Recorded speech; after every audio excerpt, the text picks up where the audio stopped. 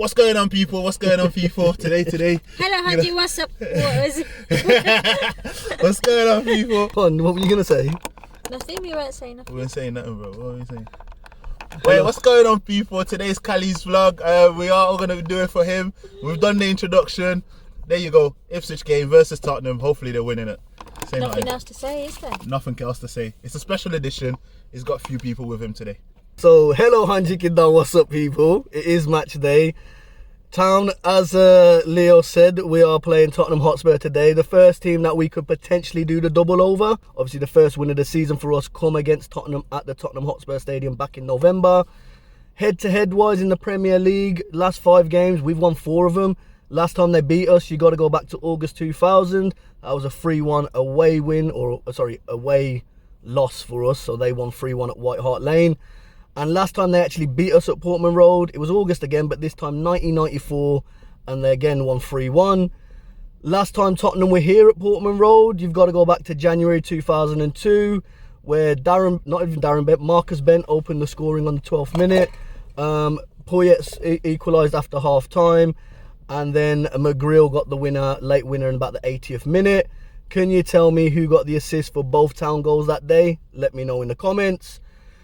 In terms of Tottenham then, they've had a bit of a poor season, lots of injuries.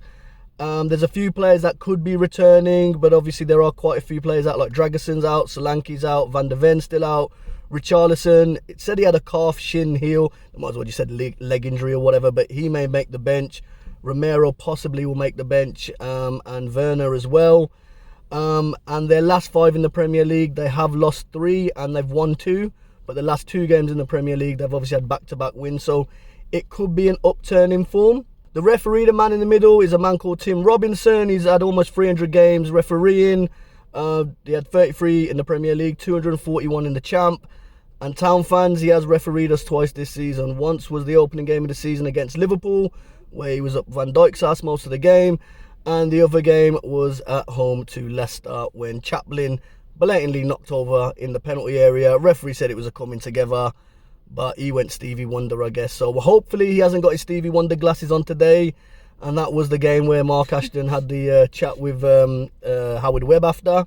So in terms of team lineups and everything, in fact, lineups, they haven't dropped yet. But for me, we know Axel's out. So goalkeeper-wise, I'm going Palmer in goal. Right, I'm going for a 4-2-3-1. Godfrey to replace Axel. Never should have been sent off. Again, dumb refereeing decisions. If you haven't seen it, go check out my vlog last week where we talked about the Doughnut of the day. Next to him, I think we'll have obviously O'Shea, who I think will be captain for the day. And Greaves next to him, with hopefully Davis returning. In the midfield then, we know Sammy's had a thigh injury. I don't expect him to be starting, but I reckon he could make the bench. So I think we'll have Phillips and Kayust in the midfield. And then up front, the front 4, if you like, I think we're going to see Broadhead out on the left, Amari Hutchinson in the 10, and Jaden Philogene on the right wing, with Liam Delap up top. So in terms of score predictions, I am feeling confident, and we got to back them. In fact, what are we saying score predictions? 2-1. Mandy's going 2-1. 2-1 Ipswich. Mm-hmm. Lionel's going 2-1. We're all going 2-1. We're going to go for a 2-1 Town win. Right, it's getting close to kick-off. And it's really hot in the car. Can we get out now? We need to go. Catch you later, peeps.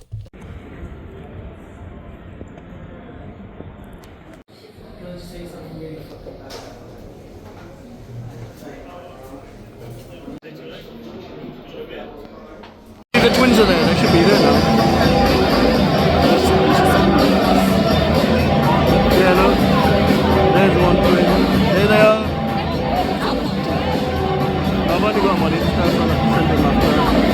There's Byron as well.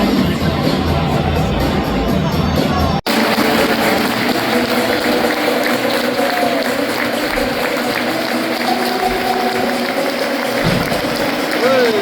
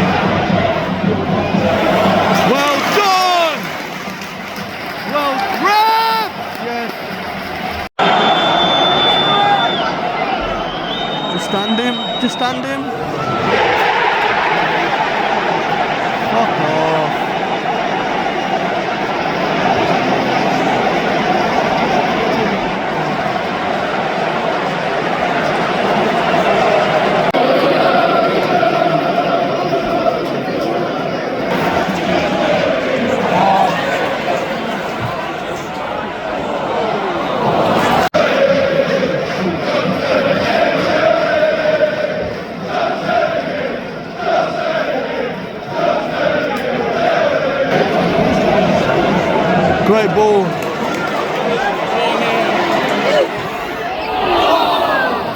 Corner ball! Not like that. Shoot, Jaden! Goal.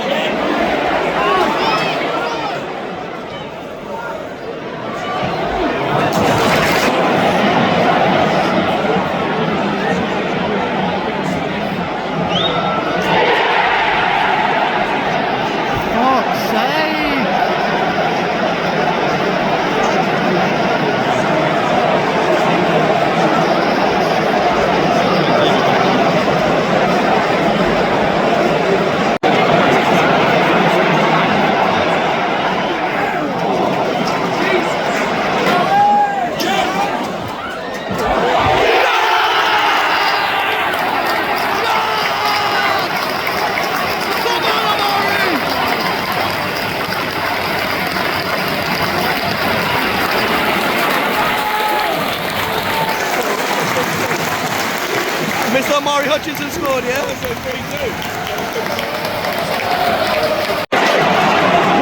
Come on, Clark. What?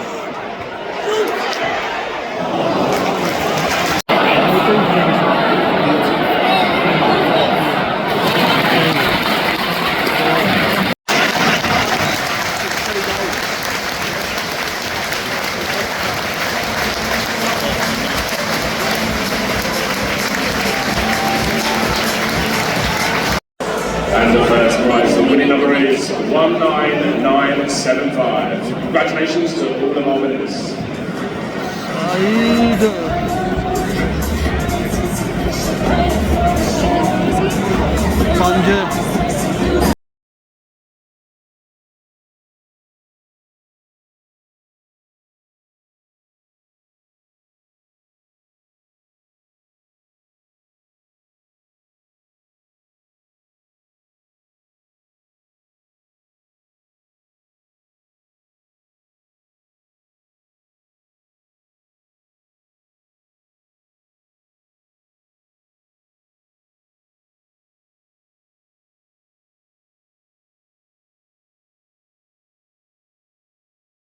Qatar leading the field number 44, Bengal 3. Come on, Town!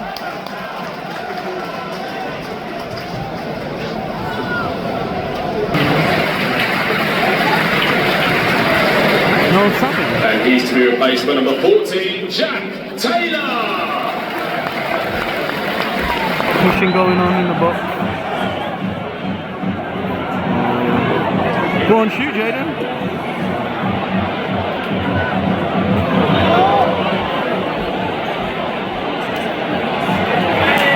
Well done, Clarky.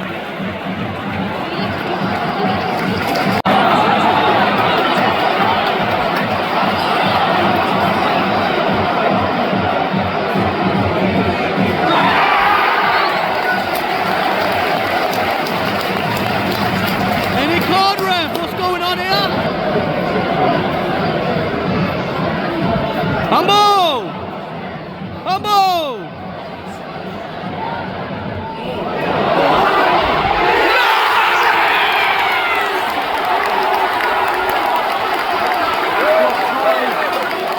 What are you doing? Don't sing anymore! Hey, it's only a poor little budget! His shirt is all tired and torn. He started to sing, so we filled the cunt in, and now we don't sing anymore! 27, Jack Clark. He's to be replaced by number 33, Nathan Portman. Come on, Brody! Nice. Oh, well done, Murray! Come on, Bro Bean.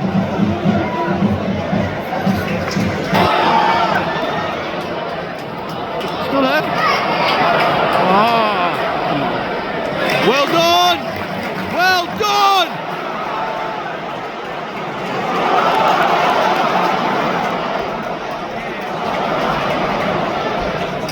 He didn't look up.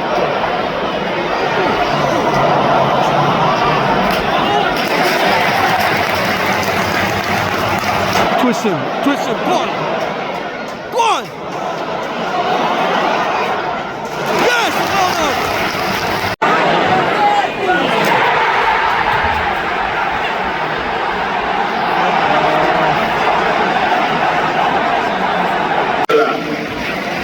He's to be replaced by number 27, George Hurst. Sammy's coming up now. Also in the middle players, number 8, Calvin Phillips. He's to be replaced by number 5, Sam Morsey. Come on, Sammy.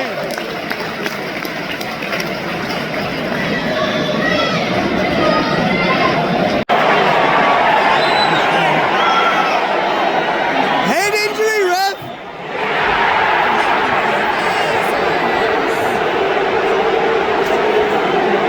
It's a fucking head injury, ref.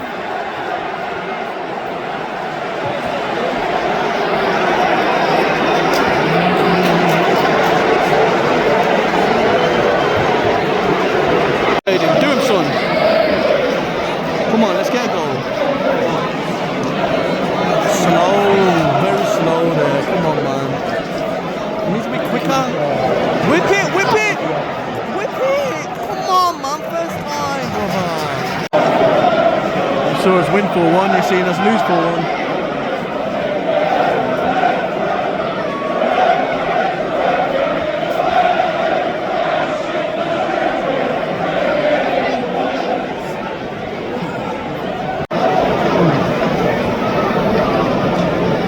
Come on, do something, Philly. Oh, it's not bad ball. Who's attacking it, though?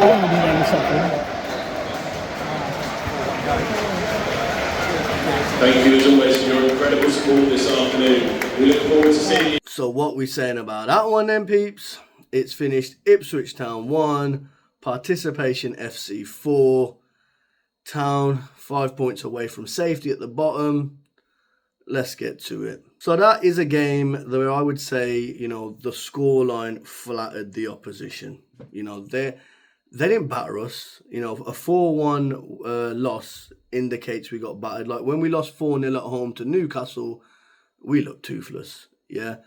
But against Tottenham, Participation FC, as their official name is, and I'll tell you in a minute about that, but they were just clinical. I say just, but you know, that's the game, isn't it? They were clinical. They took their opportunities, but we can't defend. Like we gave them so many easy opportunities to put away. The first 2 goals that they score, it's piss poor defending. Let's be real. But to go 2 down so quick, you know, in the first half hour, considering that, you know, the first 20 odd minutes, I thought we were on top. And like I said, the Lap could have had a hat-trick in the first half. And we were just getting close and we were having some opportunities. But then we're 2-0 down. And then Starboy steps up, man. And you know what? That's a beautiful goal. I think it's Phillips releases it down to the Lap. The Lap squares it across first time. Perfect ball. They often say that strikers are probably the best players to cross the ball into the box because they know and can anticipate where that striker will want it or where the player will want it. And Amari just has to sweep it home. I don't even think he takes a touch. I think it's his first time into the bottom corner. That is what I call a Premier League goal. That is, you know, you see it on the telly time and time again. Ball across, bang, first time finish. That's us. And, you know, going forward, we do look like an established Premier League team. It's defending. It's the defensive side where we look championship at the moment. But the turnover, you know, from midfield to defence, like we looked like we were running in quicksand at times, which is, you know, not good at all. And then they're just clinical. They take their chances, man. You know, Son, I've said it time and time again, Son is a top player, you know, borderline, on his day, borderline world class. I mean, I know he's probably not, you know, he's now declining, I guess, in his talent and all the rest of it, but he's a top player. And then again, like I said with Johnson, I've been a Johnson fan ever since Lincoln days. You know, I remember Brennan Johnson at Lincoln, and then he obviously went to Forest, did well there, got his big money to Tottenham. Did find it ironic that the same Tottenham fans that were booing him are now cheering for him, but hey ho, that's football and football fans. And yeah, he's class. The thing that was alarming for me was the turnover. Now, I'm a big fan of Jens Kajust, I'm a big fan of Calvin Phillips, but together, that's not the answer. And you can argue with me as much as you want, argue with your nan, it's up to you if you want, really, because here's the stats. Sam Morsy has not started 5 games. And those 5 games, we've accumulated a grand total of 1 point. So whilst Jens and Phillips can look a bit pretty and we can do something nice and all the rest of it, we certainly lose something on the transition, on the defensive transition side. So when we're getting pinned back, we lose something, whereas I think Sammy bites a bit more. Also, going forward, there was so many times in that game that Leaf was free down that left wing. How many times have we seen Sammy ping out that ball to the left? You know, Leicester City, the last time Tim Robinson was at, the referee was here, it was Morsy across to Davis, bang, goal. Do you know what I mean? So we weren't picking that up. There wasn't that cohesion. There wasn't that understanding. And, you know, maybe if Jens and Phillips had played more football together, that would have been there. But for now, you know, that can't be the starting two going forward. That's just my opinion. And again, it's not a criticism on Jens or Calvin, because, you know, I rate them both highly. In fact, I'm the one that was on this content channel, whatever you want to call it, but on the YouTubes, before everyone else, telling you how good Calvin Phillips was. In fact, I was the first one that told the fan base that we signed in Calvin Phillips, and you all laughed at me. But anyway, so like I said, the game on the pitch, bit of a mess, you know, and it is annoying because I really detest Participation FC. Like, they are up there for me. Like, they're up there with I can't get the words out. You know, that team that playing in green and yellow ain't been relevant for 50 years. Tottenham or Participation FC are up there with them. And I'll be honest, a lot of it is because of their off-field antics and their off-field stances on things and all the rest of it. Shout out to the plug, obviously to the connections. They sorted us out with the, you know me, I don't really do the bougie stuff or whatever, but they sorted out the players' lounge passes and all the rest of it. So we were in there, catching up with the players' families and friends and all that we know, and then obviously the players after the game as well. You know, and love to, you know, to Sammy, to Axel, to Amari as well, all showing so much love as well. And the missus certainly felt welcomed, and you know, she's always been a tractor girl, if you like, or an Ipswich fan since marriage. But I think, you know, the last couple of games that she's been to, I think she's brought into it a bit more. Today's Donuts of the day, in case you ain't realised, is Tim Robinson. Tim Robinson, the referee who, when Stevie Wonder, when Connor Chaplin was clotheslined in the box against Leicester City, Tim Robinson, who was the same referee that had his tongue up Van Dijk's arse all game against Liverpool on the opening day of the season. Tim Robinson, and shout out Peachy from KOA, he pointed this out to me yesterday.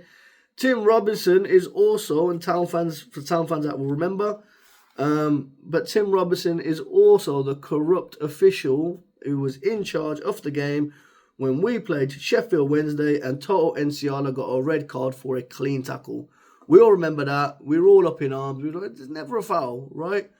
And he gave him a red card. I'm going to be fair. No referee, I guess, is deliberately shit or deliberately corrupt.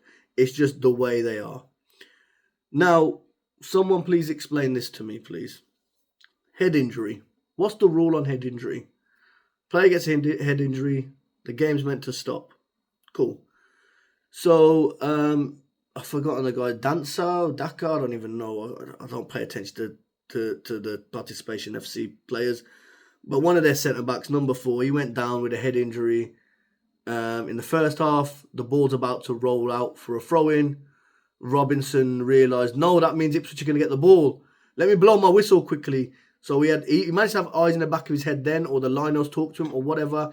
He spun around, he's blown the whistle, and then he's done a drop ball. But the drop ball was ridiculous as well, because he's like, I'm doing a drop ball, but I'm going to give it to you, and Calvin, I'm holding you back. He was almost holding Calvin Phillips back, man. I'm like, what are we doing?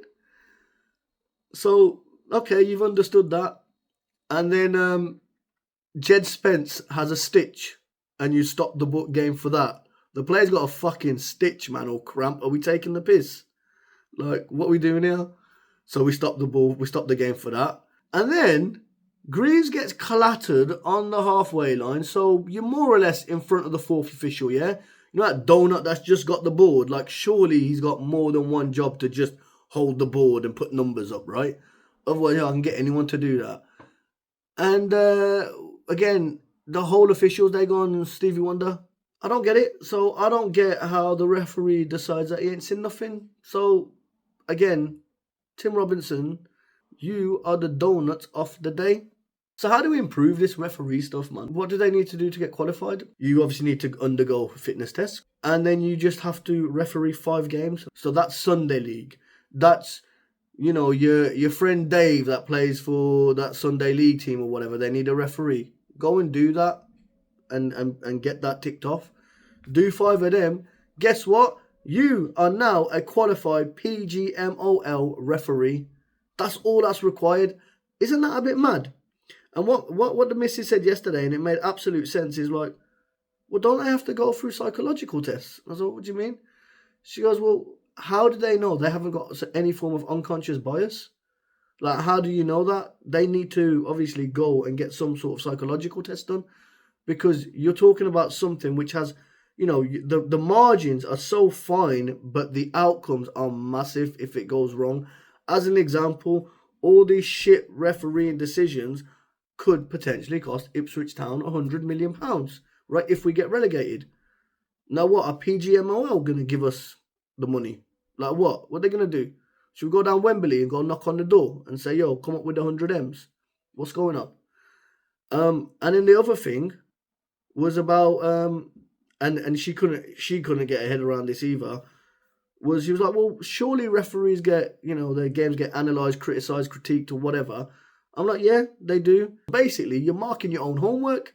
So there's no independence. Nowhere else in the world, nowhere else in any institution would they have a governing body that is responsible for, I guess, holding these people to account, being a part of the same fucking team.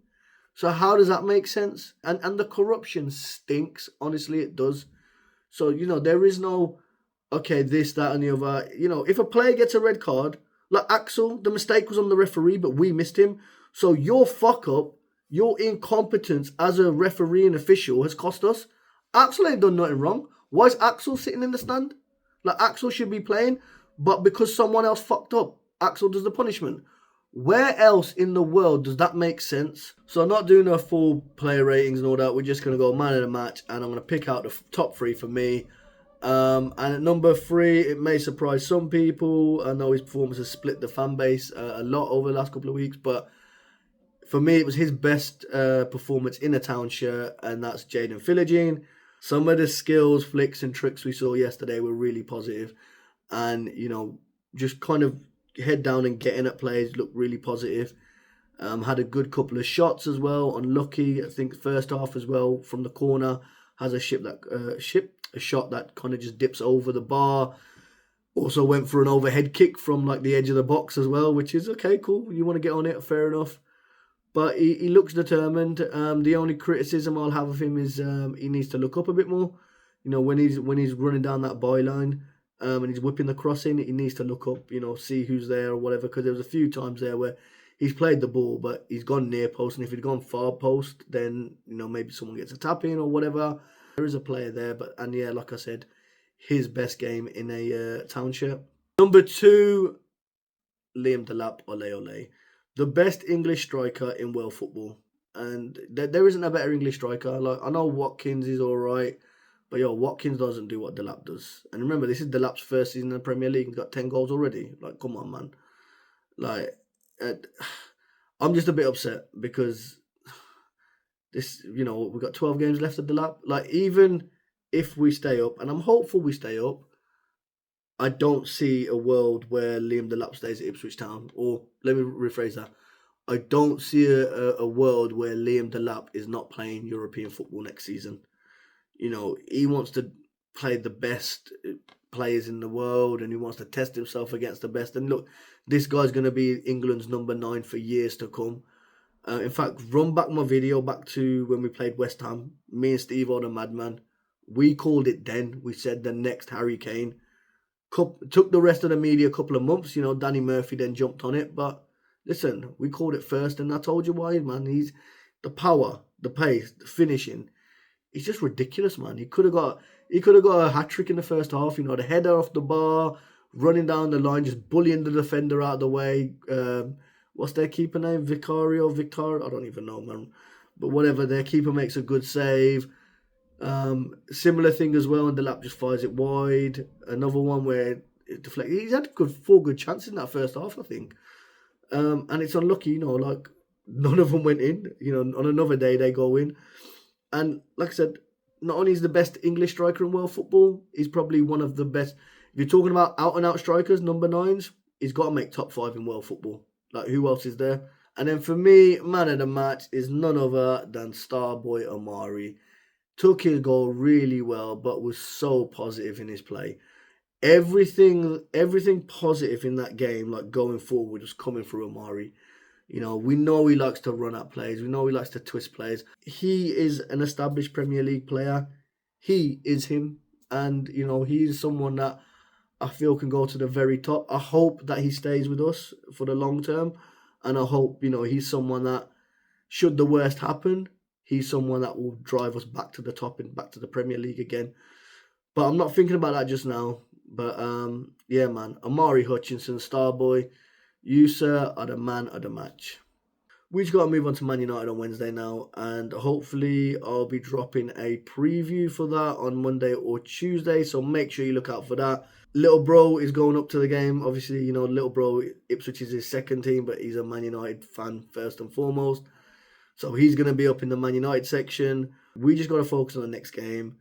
We beat them. If we can beat Man United, go into the FA Cup against Forest, then we got Palace away. You know, there's no reason we can't get a couple of points. You know, as long as the key thing is to turn those L's into draws and wins now. 5 more wins, you know, 5 more wins, and we will be safe. That's my theory.